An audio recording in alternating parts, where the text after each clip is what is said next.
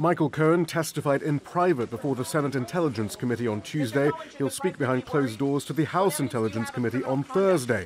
But it's his public testimony before the House Committee on Oversight that will receive the most attention, just as the president was hoping to dominate the news cycle with his summit with the North Korean leader in Vietnam.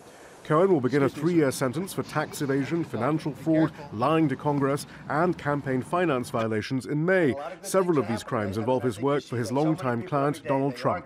Donald relied on him to carry out so many different tasks. And I think on Wednesday, what you'll see is a man who wants to share the inner workings of the Trump crime family. There is no question that that big red line for Donald Trump is his children, particularly Ivanka. And once Michael Cohen starts sharing details that may actually implicate them, you will see him truly become, well, unhinged. Donald Trump was implicated by prosecutors as they charged Cohen with violating campaign finance law in the payment of hush money to 2 women who claimed to have had affairs with Trump. Cohen was acting, they said, at the direction of Individual One, a reference to then-candidate Trump. On Tuesday, the White House released the following statement ahead of Cohen's testimony. Disgraced felon Michael Cohen is going to prison for lying to Congress and making other false statements, it said.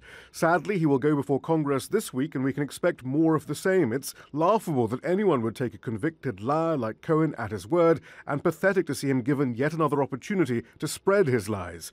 It's a sentiment that the president has repeatedly expressed. I was running my business, a lot of different things, during the campaign. So very simply, Michael Cohen is lying, and he's trying to get a reduced sentence for things that have nothing to do with me. The committee says it will ask about the president's connection to the campaign finance violations, but also his compliance with tax laws, the president's conflicts of interest, his business practices, the accuracy of the president's public statements, and potential fraudulent or inappropriate practices by the Trump Foundation.